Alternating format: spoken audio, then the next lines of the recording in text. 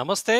ఇవాళ మన చర్చా కార్యక్రమం జరుగుతున్నటువంటి జాతీయ ఎన్నికల సరళి పైన ఇప్పటివరకు జరిగినటువంటి 4 దశలపైన ఎలా ఉంది? జరగబోతున్నటువంటి 3 దశలపైన ఎలా ఉంది? మోడీ ప్రభుత్వం మళ్ళీ వస్తుందా? సీట్స్ ఎన్నొస్తాయి? వచ్చే అవకాశం ఉందా? అలాంటి విషయాలపైన మనం చర్చించుకుందాం. దీనిపైన విశ్లేషణ అందించడానికి మనకు నారపురాజు నరసింగరావు గారు మనకు వచ్చారు. వీరు ప్రముఖ రాజకీయ విశ్లేషకులు. టీవీ ఛానల్‌లో, మీడియాల్లో చాలా రెగ్యులర్‌గా వారి విశ్లేషణను అందిస్తుంటారు. సార్, సంవాదం మీకు స్వాగతం పలుకుతుంది. నమస్తే. నమస్తే.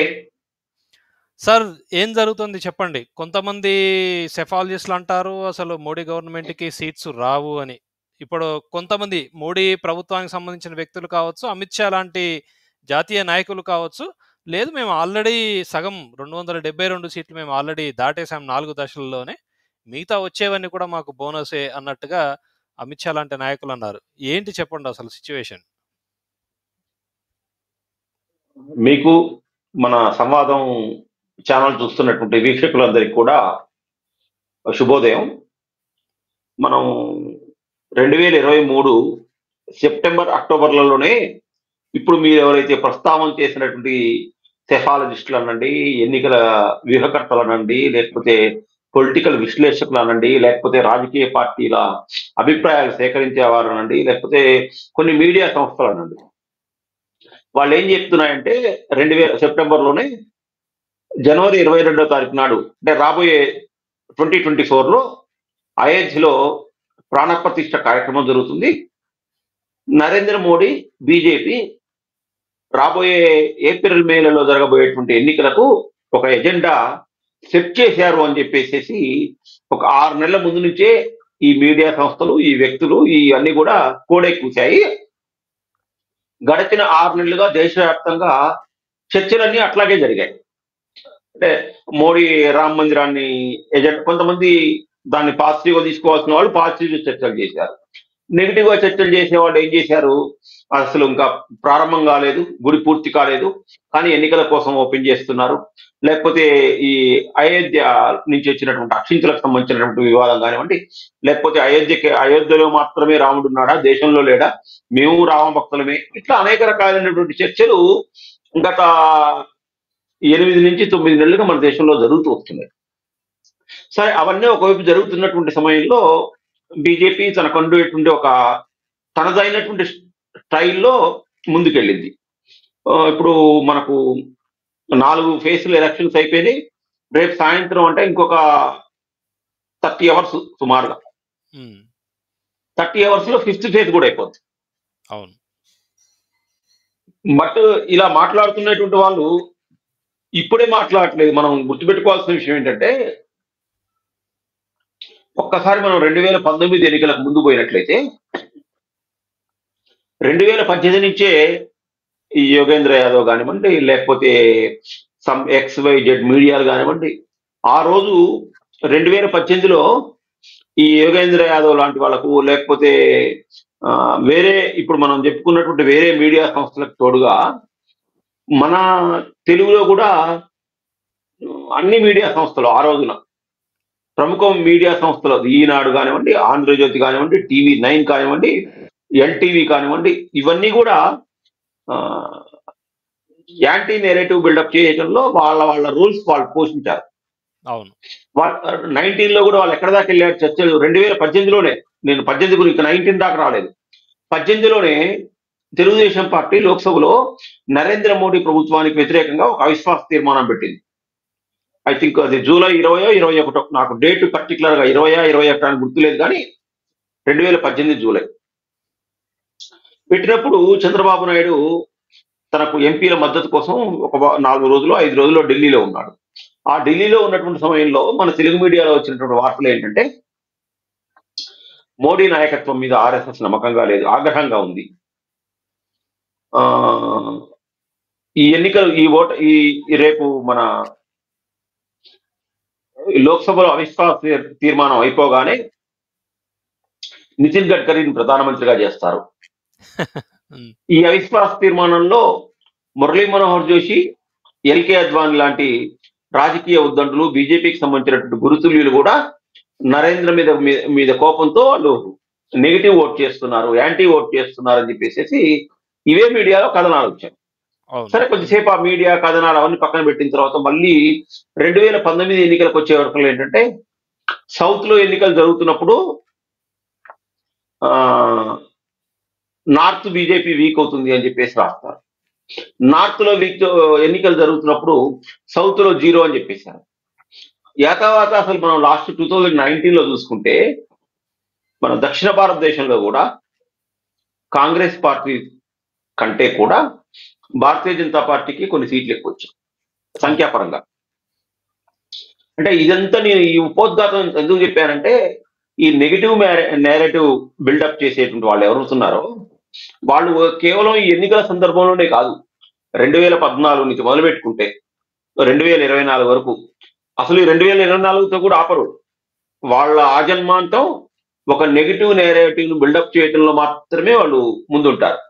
అంటే అది ఏమైనా కానివ్వండి, అది ఆర్టికల్ 370లో రద్దు కానివ్వండి, లేకపోతే నోట్ల రద్దు కానివ్వండి, లేకపోతే బాలాకోట్ ఎయిర్ స్ట్రైక్ కానివ్వండి, ఏదైనా దేశంలో ఉన్నటువంటి మెజారిటీ ప్రజలందరూ ఒకవైపు ఉంటే ఈ చిన్న పిడికెడు మంది సమూహం ఇంకోవైపు ఉంటారు.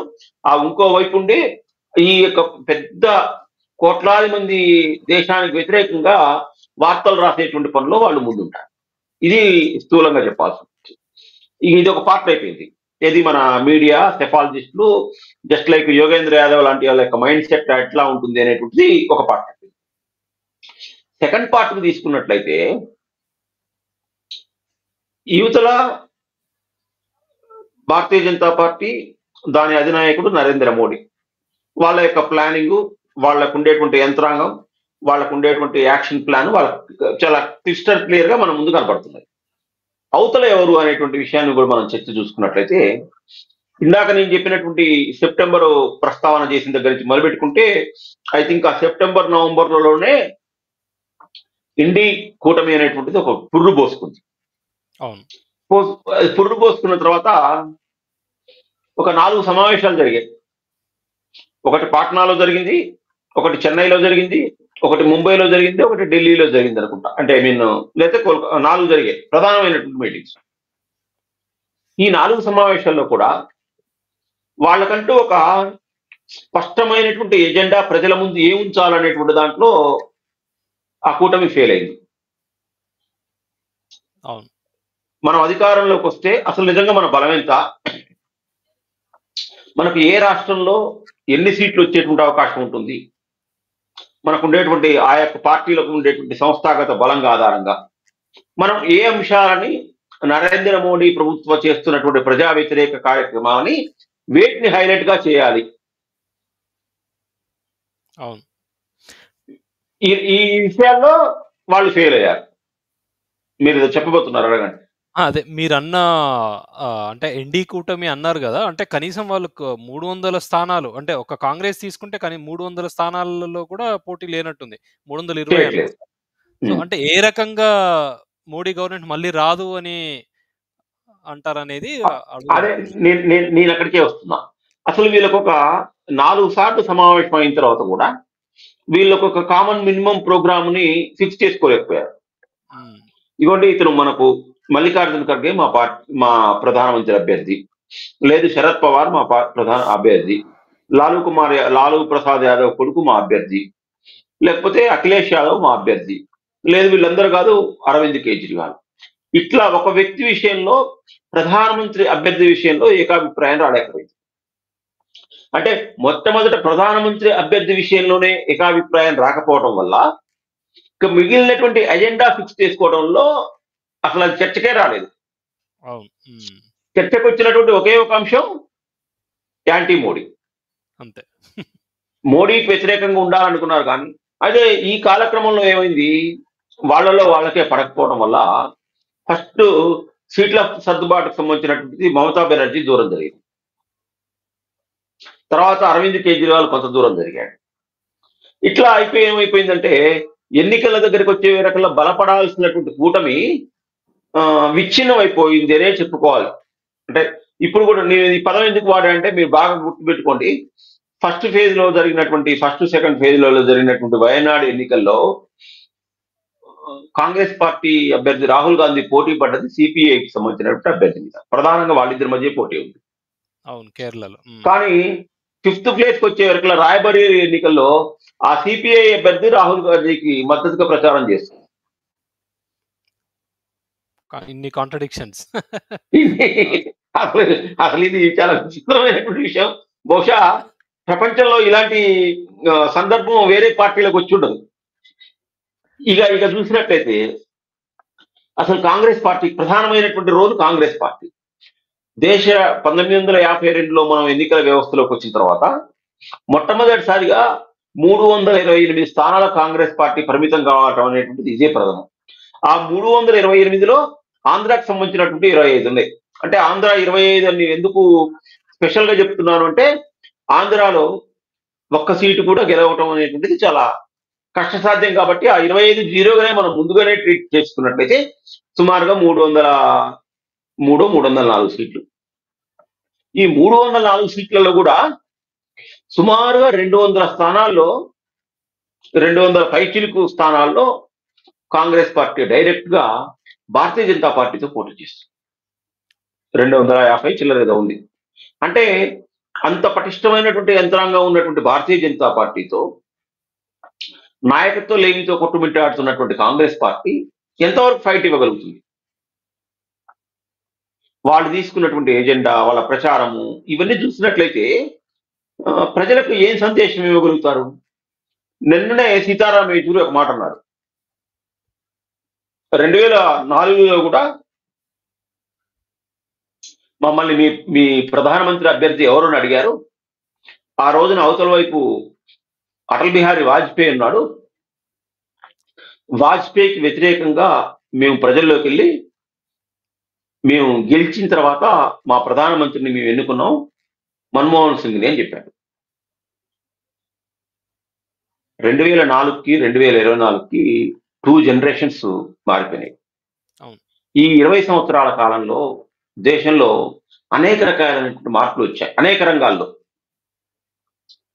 ఇవి వచ్చిన వాటిల్లో కూడా ముఖ్యంగా యువకులకు, మహిళలకి అంటే నేను గమనించినటువంటి జస్ట్ అట్లా ముఖ్యమైనటువంటి పాయింట్స్ చెప్తాను. చెప్పండి. దేశ భద్రతకు సంబంధించినటువంటి అంశం. ఇప్పుడు మనం ఒక బలమైనటువంటి ప్రధానిని చూసాం. మన శత్రువు దిక్కు తోచని స్థితిలో ఏం చేయాలో ఏం చేయాలో అనేటువంటి స్థితిలో భయంగా గడుపుతున్నటువంటి పాకిస్తాన్ మనం చూసాం. ఇదే పాకిస్తాన్ 2004 నుంచి 2014 వరకు జైషేతోని, లష్కర్-ఏ-తోయ్యతోని, తర్వాత ఇండియన్ ముజాహిదీన్ తోని అనేక రకాలైనటువంటి ఉగ్రవాద సంస్థలతోని టైఅప్ పెట్టుకొని మన దేశంలో ఎలాంటి విధ్వంసకరమైనటువంటి వాతావరణాన్ని, భయంకరమైనటువంటి పరిస్థితులను సృష్టించిందో మనందరికీ తెలుసు. కాబట్టి ఇప్పుడు మనం ఏం చేశాము, బలమైనటువంటి ప్రధాని, బలమైనటువంటి దేశాన్ని చూసాం. చూసిన తర్వాత మళ్ళీ మీ ప్రధాని అభ్యర్థి ఎవరు అనేటువంటిది మేము ఎన్నికల తర్వాత మేము అప్పుడు మన్మోహన్ సింగ్ ని గెలిపించుకున్నాం కదా, అట్లాగే ఉంటుంది అనేటువంటిది ఒక తెలివి తక్కువ మాటలు యేచూరి సీతారాం మాట్లాడటం అనేటువంటిది చాలా దురదృష్టకరంగా నేను అనుకుంటున్నాను. సార్, అయితే ఇక్కడ నాకు ఒక క్వశ్చన్ ఉంది మీరన్న దాంట్లో. అంటే ఈ దేశ రక్షణ ఇష్యూస్ మీదే వద్దాం మళ్ళీ. మీరు అన్నటువంటి కమ్యూనిస్ట్ పార్టీ కలిసి కేరళలో పోటీ చేయడం, మళ్ళీ అపోజిట్గా కేరళలో పోటీ చేయడం, రాయబరేలీకి వచ్చే వరకు మళ్ళీ కలిసి సపోర్ట్ చేయడం అనేది ఇంకో సిచ్యువేషన్ కూడా తెలంగాణలో జరిగింది. మీకు కనుక గుర్తుండి ఉంటే భువనగిరిలోనేమో జహంగీర్ అని కమ్యూనిస్ట్ నుంచి కాంటెస్ట్ చేశాడు. కానీ మిగతా చోట్ల కమ్యూనిస్టులు కాంగ్రెస్ సపోర్ట్ అన్నారు. సో అంటే మీరు అన్నది నాకు గుర్తొచ్చి మీకు చెప్తున్నాను. అంటే ఈ రకమైనటువంటి పొలిటికల్ ఈ కాంట్రడిక్షన్స్ ఎలా చూడాలంటారు? అంటే ప్రజలు ఆహ్వానిస్తారా ఏమాత్రమైనా దీన్ని? మొత్తం మీద 1952 నియోజకవర్గంలో నాకు గుర్తున్నంత వరకు సిపిఐకి 64, 63 సీట్లు వచ్చాయి. అట్లా వరుసగా వాళ్ళు పెరుగుతూ వస్తున్నాయి. వాళ్ళ పార్టీ విభజన జరిగింది. సిపిఐ, సిపిఎం గా 64లోనో ఇప్పుడు 66లోనో పర్టికులర్ డేట్. దాని తర్వాత రెండు పార్టీలకు కూడా వాళ్ళకో 15, వీళ్ళకో 20, వాళ్ళకో 25, వీళ్ళకో 15 అట్లా సుమారుగా రెండు వామపక్ష పార్టీలు కలిసి ఒక 35 నుంచి 40 మంది లోక్సభ సభ్యులు 1984 వరకు వచ్చారు. 89లో ఇంకొంచెం పెరిగింది కూడా. తర్వాత 1989 తర్వాత వీళ్ళ యొక్క లోక్సభ సభ్యుల సంఖ్య నెమ్మదిగా డౌన్ ఫాల్ అవటం మొదలుపెట్టింది. ఎందుకు అంటే వీళ్ళకి సంబంధించినటువంటి ఐ మీన్ ఇప్పుడు మనం అనుకుంటున్నటువంటి ఈ ద్వంద్వ విధానాలు ఎవరిని సపోర్ట్ చేయాలి? అంటే సైద్ధాంతిక భావజాలం మామూలుగా ఏ విధమైనటువంటి విధానాలు లేకుండా రాజకీయమే ప్రధానం, ఎన్నికలు గెలవటం ప్రధానం, అధికారంలో ఉండటం ప్రధానం అనేటువంటి పార్టీల విషయంలో ప్రజల ఆలోచన విధానం ఒక రకంగా ఉంటుంది. సైద్ధాంతిక భావజాలం దృష్ట్యా ఒక సిద్ధాంతాన్ని పట్టుకొని ఆ సిద్ధాంతం ఆధారంగా ఎదగాలి అని అనుకుంటున్నటువంటి పార్టీల యొక్క వాళ్ళు తీసుకుంటున్నటువంటి కార్యక్రమాలు, చర్యలు వాళ్ళు దీన్ని ప్రజలు ఇంకో రకంగా తీసుకుంటారు. ఇక్కడ నేను పర్టికులర్‌గా ఇక్కడ ఈ విషయం ఎందుకు చెప్తున్నానంటే, దేశం ఏంటి? ఆ దేశానికి ఏం కావాలి? అది సామ్యవాదమా? ప్రజాస్వామ్యమా? ఇంకోటా? అది చైనానా? మావోనా? రష్యానా? ఏదో ఒకటి వాళ్ళకంటూ ఒక ఐడియాలజీ ఉంది. కానీ ఎన్నికలు రాగానే ఏం చేస్తున్నారు? ఆ ఐడియాలజీ నుంచి పక్కకు పోతున్నారు. హ్మ్. వాళ్ళు ఇంతకాలం 1952 నుంచి ఫైట్ చేసింది కాంగ్రెస్ మీద ప్రధానంగా. అవును. హ్మ్. హ్మ్. భూస్వామ్య వ్యవస్థ అన్నారు. తర్వాత దున్నేవాడికే భూమి అన్నారు. పేదలు ఇంకా చాలా స్లోగన్స్ చెప్పారు. ఈ స్లోగన్స్ ఎవరికి వ్యతిరేకంగా వాళ్ళు ఫైట్ చేస్తున్నారు? ప్రధానంగా ఈ దేశంలో ఎక్కువ సంవత్సరాలు అధికారంలో ఉన్నటువంటి పార్టీ కాంగ్రెస్ పార్టీ. కానీ వాళ్ళేం చేస్తున్నారు? మీకు మారిన కాలక్రమంలో మీరు ముఖ్యంగా నేను చెప్పినటువంటి 2 కాంగ్రెస్ పార్టీతో పొత్తు పెట్టుకుంటున్నారు. అంటే కాంగ్రెస్ పార్టీతో పొత్తు పెట్టుకుంటే ఇప్పుడు ఫర్ ఎగ్జాంపుల్ మనం మొన్న తెలంగాణ ఎన్నికలు తీసుకున్నాం. తెలంగాణ ఎన్నికల్లో వాళ్ళు కొత్తగూడెంలో కూననేని సాంబశివరావు గెలిచుండొచ్చు. కాంగ్రెస్ పార్టీతో పొత్తు పెట్టుకోవడం వల్ల ఒక సీట్ వస్తే వచ్చిండొచ్చు. కానీ రాష్ట్ర వ్యాప్తంగా ఉన్నటువంటి వాళ్ళ క్యాడర్ బలహీనమైంది. అవును. హ్మ్. ఒక ఎమ్మెల్యే గెలిస్తే గెలిచుండొచ్చు కానీ వాళ్ళ క్యాడర్ అంతా నిర్వీర్యమైపోతుంది. వాళ్ళకు ఓటేయాలనుకున్నటువంటి మిగతా ప్రాంతంలో ఉన్నటువంటి రాష్ట్రంలో ఉన్నటువంటి మిగతా ప్రాంతాల వాళ్ళు కూడా వీళ్ళకి మనం ఎందుకు ఓటేయాలి? వీళ్ళ విధానాలు ఏవి స్పష్టంగా లేవు అనుకొని వీళ్ళకు వ్యతిరేక కూటమికి ఓటేసేటువంటి అవకాశం మనకు కనపడుతుంది. అదే సినారియోలో మనం భువనగిరిని తీసుకుంటాం. ఇప్పుడు నేను ఇందాక చెప్పినటువంటి వయనాడుని తీసుకోవచ్చు. తర్వాత బెంగాల్‌లో కూడా కొంత ద్వంద్వ విధానాలు ఉన్నాయన్నమాట. మళ్ళీ ఇంకో చోటుకొచ్చేవరకల్లా ఢిల్లీ దగ్గరికొచ్చేవరకల్లా ఒక రకమైనటువంటి విధానం. అవును. తమిళనాడులో మళ్ళీ డీఎంకేతో కొన్ని చోట్ల పొత్తు. డీఎంకే కూటమిలో ఉంది. కొన్ని చోట్ల లేవు. ఇట్లా రకరకాలైనటువంటి ఒక క్లారిటీ లేనటువంటి స్థితిలో అంటే వాళ్ళకొక ఒక విజన్ లేదు. ఒక విధానం లేదు. వాళ్ళకున్నటువంటిదేంటంటే ఇంకొక పెద్ద జోక్ ఏంటంటే మొన్న సాయంత్రం చూసా. సిపిఐ నారాయణ. మీ ఎన్నికల్లో నరేంద్ర మోడీని గద్దె దించుతాం అంటున్నాడు. అసలు మీరు దేశంలో ఎన్ని లోక్సభ స్థానాలున్నాయి? అసలు మీరు ఎన్ని స్థానాల్లో పోటీ చేస్తున్నారు? మీకొచ్చేటువంటి ఓటింగ్ శాతం ఓట్లెన్ని? మీరెన్ని సీట్లు గెలవగలుగుతారు? మీకొచ్చేటువంటి సీట్ల ద్వారా మీరు పార్లమెంట్‌లో మోడీ దగ్గరికి అసలు ఎట్లా ఎదుర్కొంటారు? ఎట్లా ప్రశ్నిస్తారు? ఎట్లా వాళ్ళని గద్దె దింపుతారు అనేటువంటి దానికి అంటే ఈ విలేకరులు కూడా ఆ ప్రెస్ మీట్‌లో ఉన్నటువంటి విలేకరులు కూడా ఈ ప్రశ్నలు అడిగేటువంటి సాహసం చేయరు. దేనికంటే వీళ్ళు కూడా ఒక ముసుగుకు అలవాటు పడ్డారు. వాస్తవం. కాబట్టి ఇవన్నీ జోక్‌గా చెప్పుకుంటున్నాం గానీ, టక్‌మని అసలు మీరు ఎన్ని పోటీ చేస్తున్నారు సార్ అని అడిగారనుకోండి, ఆ మాట్లాడేటువంటి వ్యక్తి సైలెంట్ అయిపోతాడు ఆటోమేటిక్‌గా. అంటే ప్రశ్నించేవాడు కావాలి అనుకుంటాం మనం. పవన్ కళ్యాణ్ చెప్తుంటాడు. అట్లాగే వీళ్ళు కూడా మీడియా వాళ్ళు కూడా కొంచెం యాక్టివ్‌గా ఉండి ప్రశ్నించినట్లయితే ఎప్పుడు అంటే వాస్తవాలకు దూరంగా ఉన్న వాళ్ళ దగ్గర.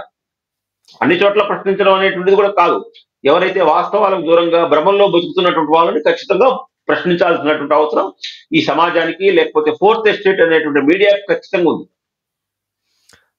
మీరు మంచి పాయింట్ చెప్పారు. సార్ ఇంకొక క్వెషన్ ఇదే దాంట్లో అంటే నరేషన్ అనేది ఎలా చేంజ్ అవుతుంది? 2004, 2009లో మీకు గనుక గుర్తుంటే 2008 అప్పుడు జరిగినటువంటి దాడులు, బాంబు దాడులు, దాని తర్వాత ఇది కొందరేమో పాకిస్తాన్ చేసిందని మనకు ఎవిడెన్స్ కూడా ఉండే. కానీ మీరన్నటువంటి కొంతమంది కమ్యూనిస్ట్ పార్టీలు కావచ్చు, కాంగ్రెస్ నాయకులు కావచ్చు, ఇది బుక్స్ కూడా రిలీజ్ చేశారు. ఇది ఇండియాలోనే జరిగింది అనేది. అంటే ఆ నరేషన్ నుంచి అంటే పాకిస్తాన్ చేసిందని ఓపెన్‌గా అనలేని దశ నుంచి ఇప్పుడు ఉన్నటువంటి దశ. మీరన్నారు గదా! దేశ రక్షణ అనేది యువకుల్లో చాలా అదే మాట్లాడుతున్నారని. ఈ నరేషన్‌ని ఎలా జూస్తారు? అంటే లాస్ట్ 10 ఇయర్స్‌లో బాంబు దాడులు జరగకపోవడం వల్ల ఇట్లా బిల్డ్ అయిందంటారా కాన్ఫిడెన్స్? ఎలా జూస్తారు దీన్ని మొత్తాన్ని మీరు?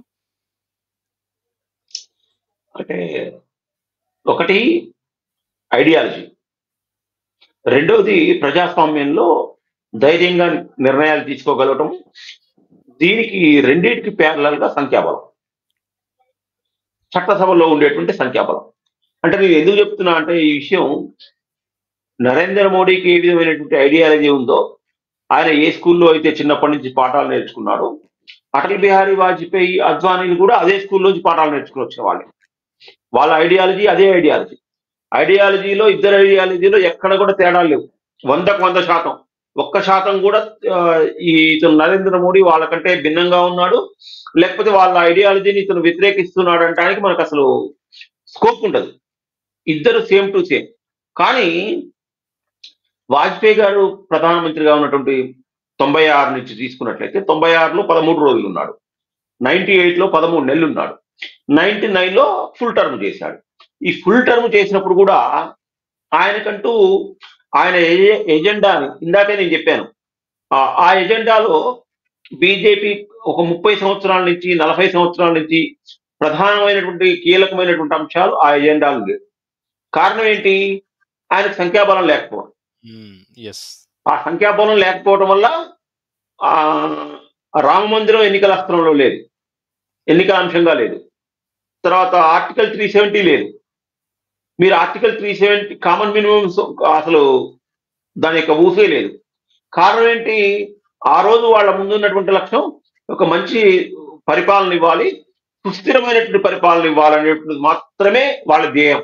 కారణం ఏంటంటే అంతకుముందు మీకు 89 నుంచి మొదలు పెట్టుకుంటే 89లో పివి నరసింహారావు ప్లస్ మన ఐకే గుజరాల్ ప్రభుత్వం చాలా తక్కువ కాలంలో ప్రభుత్వం పతనమైంది. మళ్ళీ ఎన్నికలకు పోయి ప్రజల మీద భారం పడింది. దాని తర్వాత వచ్చినటువంటి పివి నరసింహారావు ప్రభుత్వం కూడా పూర్తి మైనార్టీ ప్రభుత్వమే. ఆయన ఏదో కొంచెం ఆయన ఇండివిజువల్ తెలివితేటలు, చాణక్య నీతి వల్ల ఆయన గెటాన్ అవ్వగలిగాడు. కానీ వేరే వాళ్ళైతే ఆ ప్రభుత్వం కూలిపోయేది. తర్వాత దేవగౌడ, గుజ్రాలు ఇట్లా ఈ ప్రభుత్వాలు మారుతున్నటువంటి సమయంలో ప్రజల మీద భారం పడకూడదు. కొంచెం మన తాత్కాలికమైనటువంటి టైం వరకు మన ప్రధాన అజెండాను పక్కన పెట్టి ముందు గవర్నెన్స్ మీద ఫోకస్ చేద్దాం అనేటువంటి ఉద్దేశంతోని అద్వానీ గారు, వాజ్పేయి గారు లాంటి వాళ్ళు పెద్దలు ఈ అనేక కూటమిలతో వాళ్ళు కట్టడం జరిగింది. ఆ కూటమిలో కట్టినా కూడా ఇవన్నీ కూడా అనేక షరతులకు సంబంధించినటువంటి విషయం. దీంట్లో మనం రహస్యం లేదు, మనం బహిరంగంగా అంగీకరించాల్సినటువంటి విషయం. ఆ రోజుల్లో సమత, మమత, లలిత అంటే జయలలిత, సమతా పార్టీ, మమతా బెనర్జీ వీళ్ళు చాలా చిన్న చిన్న విషయాలకు కూడా ప్రధానమంత్రి దగ్గర అలిగి వాళ్ళకు కావాల్సినటువంటి పనులన్నీ చేయించుకున్నటువంటి సందర్భాలు కూడా మనం చూసాం. అంటే వాళ్లకు అంటే కొన్ని పార్టీకి వ్యక్తిగతంగా, కొన్ని రాష్ట్రం కోసం కూడా. ఒకసారి ఏఐడిఎంకే సపోర్ట్ ఇచ్చింది, ఒకసారి డిఎంకే సపోర్ట్ ఇచ్చింది. అయితే ఆ టర్మ్ లో ఎవరు సపోర్ట్ ఇచ్చినా కూడా పాపం ఆ డిఎంకేకి సంబంధించినటువంటి వాళ్ళు, ఏఐడిఎంకే సంబంధించినటువంటి వాళ్ళు వాళ్ళ రాష్ట్ర ప్రయోజనాల కోసం వాళ్ళు కొంత పాటుపడ్డారనే విషయం మనకు కూడా తెలుసు. అట్లాగే మమతా బెనర్జీ బెంగాల్ కోసం కొన్ని ప్రత్యేకంగా అడగటం, చేయించుకోవటం, వాటి మీద కోసం ధర్నాలు చేయటం, ప్రధానమంత్రిని పదే పదే కలవటం. అంటే ఇప్పుడు వచ్చే వరకు ఏంటంటే ఇవన్నీ మనం చూసాం. ఇవన్నీ చూసినప్పుడు ఏమైంది, ఇంకో విషయం ఏంటంటే వాళ్ళు సెటిల్ అవుట్ అవ్వడం కోసమే టైం తీసుకోవటం వల్ల అదే టైంలో మనకు కాందహార్ లాంటి హైజాకులు జరిగాయి. ఇంకా అసలు మనం ఇంకొకటి తలదించుకోవాల్సినటువంటి విషయం ఏంటంటే పార్లమెంట్ మీద దాడి కూడా ఆ టైంలోనే జరిగింది. ఇది అసలు మనం మొత్తం భారత ప్రజాస్వామ్యానికి సంబంధించినంత వరకు ఒక 50 సంవత్సరాల చరిత్ర చూసినట్లయితే ఒక బ్లాక్ డేగా పార్లమెంట్ మీద దాడి కూడా అప్పుడే జరిగింది. కాబట్టి అంటే అప్పుడు వీళ్ళు బలవంతులు కాదా అంటే వ్యక్తిగతంగా వాళ్ళకి ఐడియాలజీ ఉంది, అన్నీ ఉన్నాయి. కానీ సంఖ్యాబలం లేకపోవడం వల్ల వాళ్ళ దృఢమైనటువంటి నిర్ణయాలు తీసుకోలేకపోయారు. అదే 2014 వచ్చే వరకులా ఎవరైతే పార్లమెంట్ మీద దాడి చేసినటువంటి వాళ్ళు ఉన్నారో వాళ్ళని పీసమర్చేటువంటి స్థితికి 2014 వచ్చారు. మనం ఆర్టికల్ 370 లాంటి బిల్స్ ని సునాయాసంగా పార్లమెంట్ లో ఆమోదం పొందాయి. ఇప్పుడు మనం నిన్న సిఏఏ గురించి చెప్పుకున్నాం. సిఏఏ గురించి మనం ఇట్లందరం దేశంలో ఎన్నికలకు సంబంధించినటువంటి మాట్లాడుకుంటున్నటువంటి సందర్భంలో నిన్న 2 రోజుల క్రితం 24 మందికి ఇతర దేశాల నుంచి వచ్చినటువంటి భారతీయులకు సంబంధించినటువంటి పౌరసత్వం ఇచ్చారు భారతం నుంచి. అవును. అంటే ఇవన్నీ కూడా ఎట్లా సాధ్యమైంది అంటే సంఖ్యాబలము ఉండటం అనేటువంటిది ప్రధానం. సంఖ్యాబలం ఉన్నట్లయితే ఆ దృఢమైన నాయకత్వం నిర్ణయాలు తీసుకోవడం అనేటువంటిది ఆటోమేటిక్ గా వస్తుంది. రైట్. అది అంతకుముందు లేకపోవడం ఇప్పుడు ఉంది అనేటువంటిది ప్రధాన. ఈ రెండింటికి డిఫరెన్స్ అదొకటి.